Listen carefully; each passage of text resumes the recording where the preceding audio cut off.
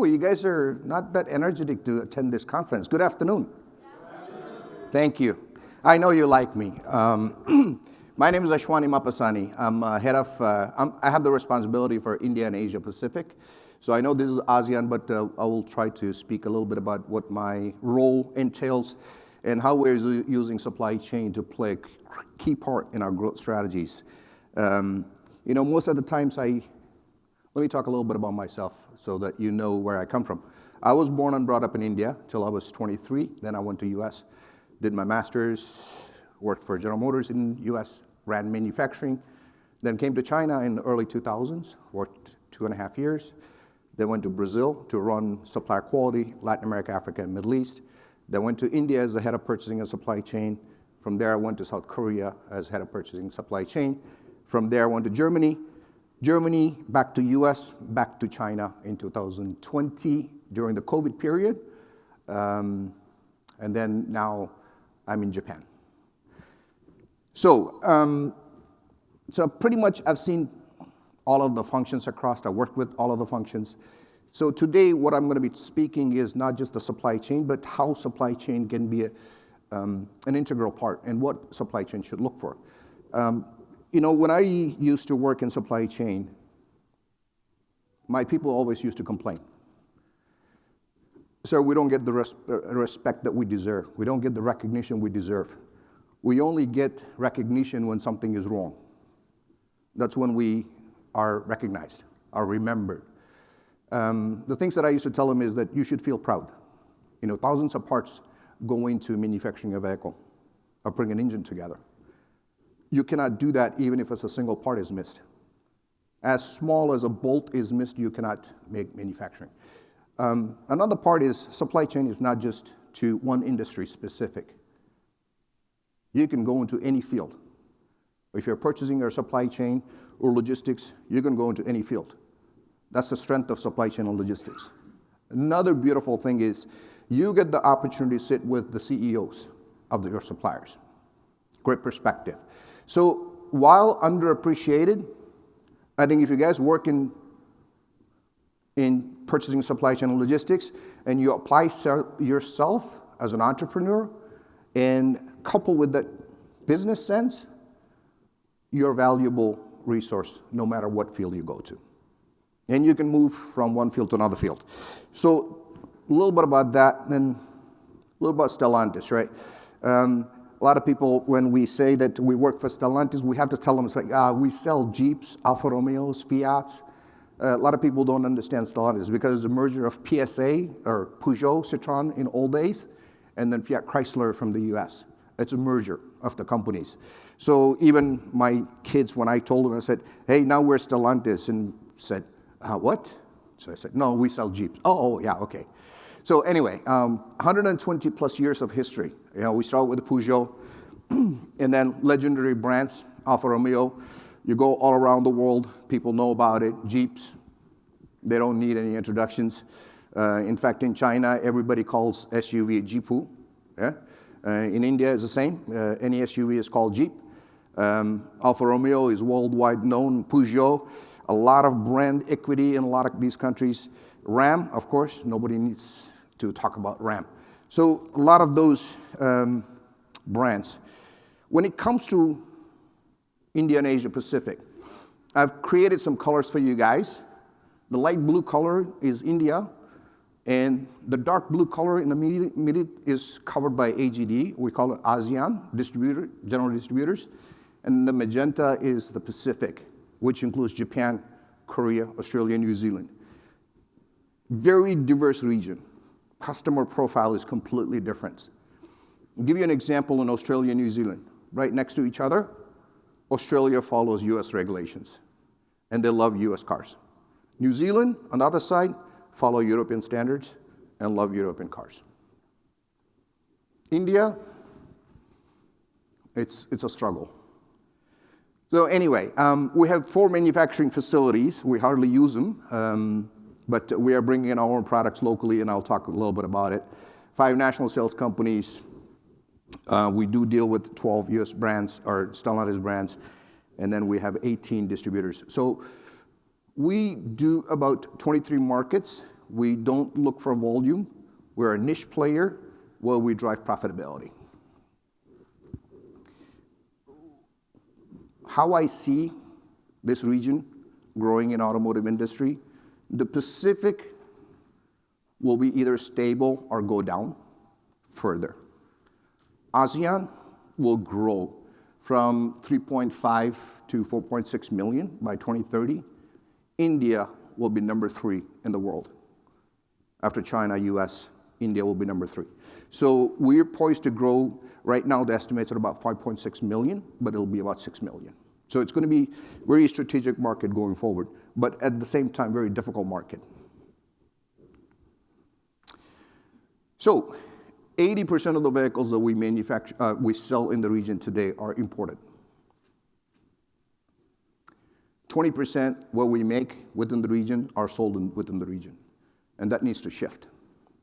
The reason is we can do all the optimizations.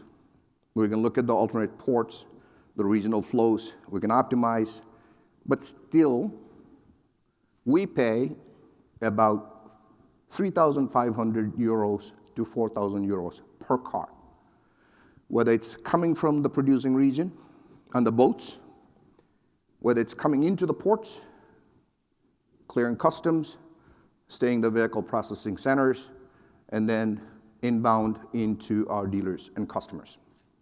Doesn't matter, that's a cost. And then we are prone to FX. If I look at Japan, yen, or Korean won, Australia, it continues to fluctuate, which I don't have any control over, but that is something we have to pay for. So it's more important that we regionalize our source of production within. This is something that I tell supply chain is, in the past, we never used to pay attention to supply chain until you put the money in front of the people. They don't understand how much money we spend moving vehicles, storing vehicles, paying detention, demurrage, talking to the transporters. It's a lot. It's a lot of money. And if you look at the MSRP, give you a little bit of an example. Like I said, I talk about the business sense, right? Let's assume that it takes 100 euros to manufacture your car. It's 1.4 times your MSRP. So you would position that at 140%. Because you have to pay the dealers, you have to pay the distribution costs, so on and so forth, and then you have to also put some discounts on the car for the fluctuations in the market and the competition. So that's a simple equation. Within that $100, $70 or 70 euros goes to your production. So a material and the cash that's blocked is enormous. And as little and narrow margins as we have in OEMs, anybody's got double digits profits? Anybody? I didn't think so. It becomes important. But yet, not a whole lot of people pay attention to it. Do you guys agree? It's a bucket with holes that we keep filling. Everybody's focusing on the front lines. Sell cars. But nobody understands every dollar that you drop and you lose out of supply chain, and every day that the vehicle sits in your vehicle processing center, you're paying for it from your profits. So that's how important the supply chain is. And a lot of times, even my leadership, they do not understand. When we put the numbers, I asked a question to my team. I said, how much do you think we pay in a year for simple supply chain?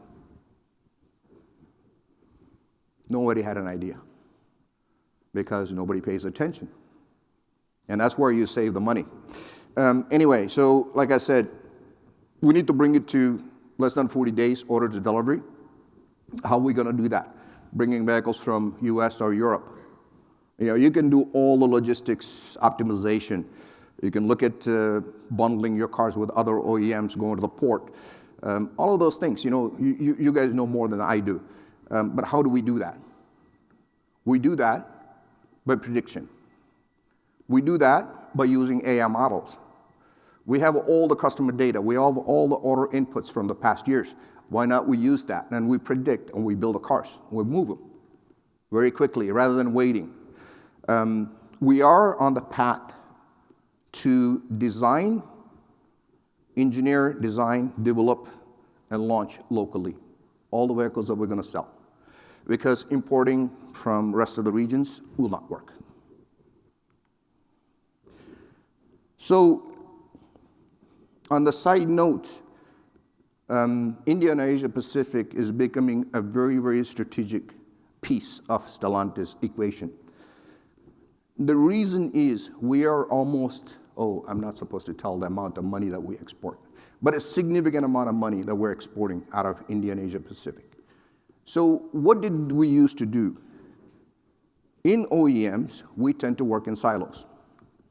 Purchasing sourced, then they hold a supplier to deliver the goods to the producing region.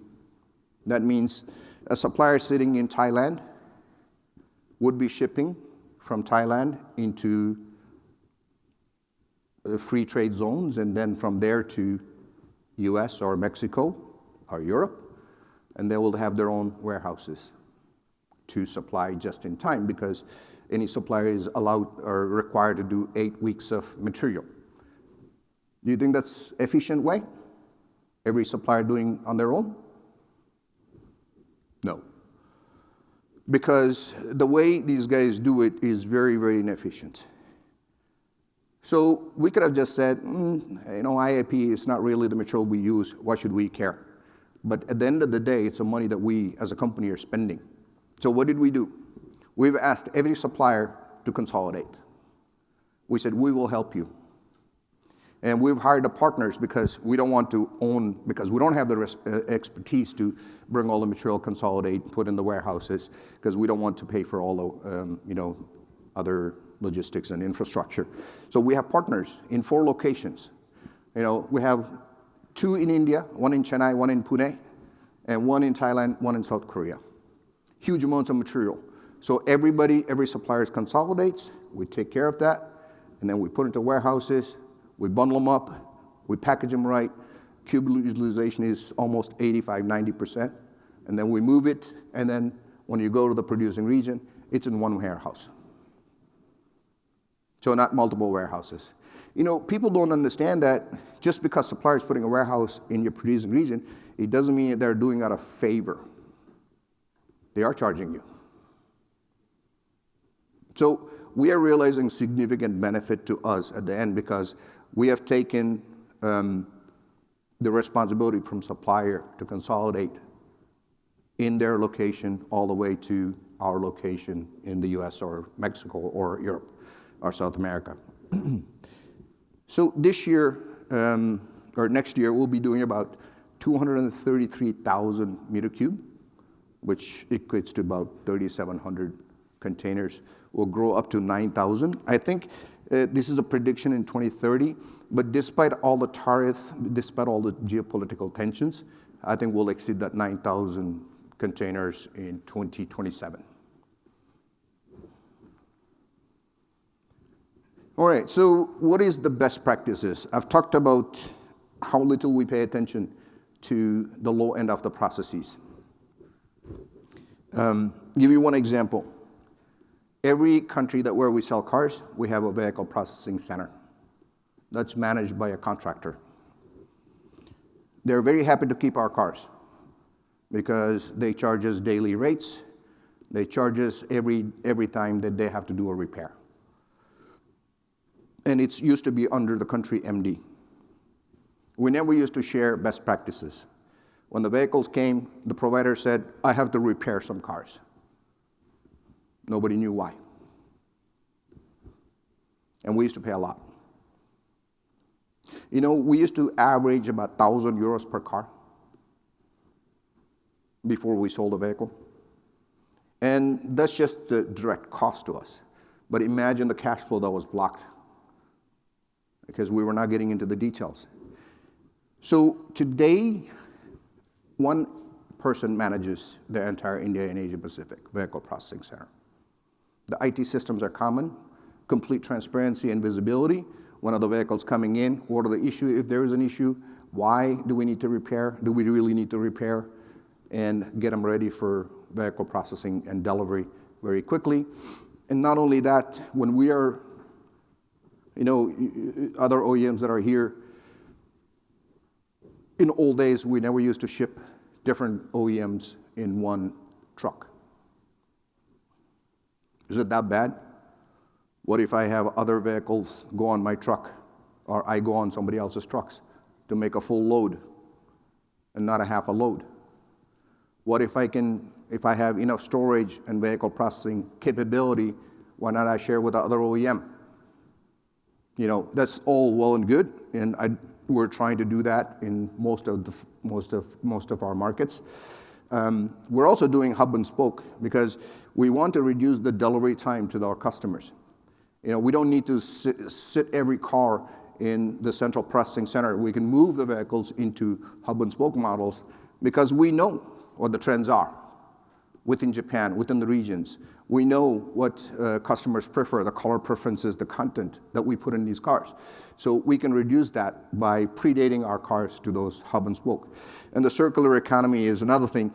Today, our manufacturing facilities all are returnable. But when we ship our parts, our engines, our vehicles into other regions, they're gone, scrapped.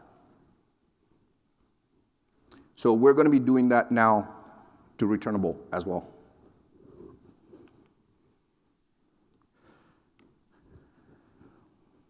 We already talked about all of that. So another thing that we're doing in IAP is we are center of excellence for packaging. Complete packaging all around the world. Anybody uses in any other region, it's done out of IAP. And we're using a lot of AI tools. And then, as I alluded to you guys earlier, we already have the data, and the data says that the patterns are not changing that much. So we're already using AI tools.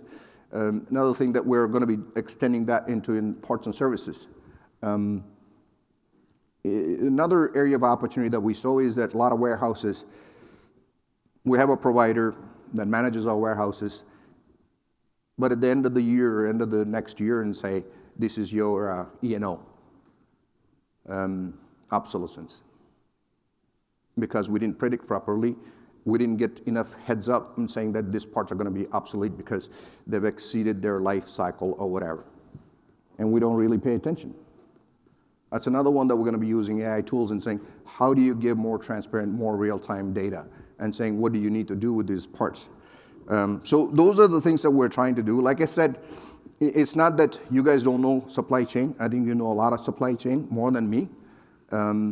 But I just want to give a little bit of a business aspect to it.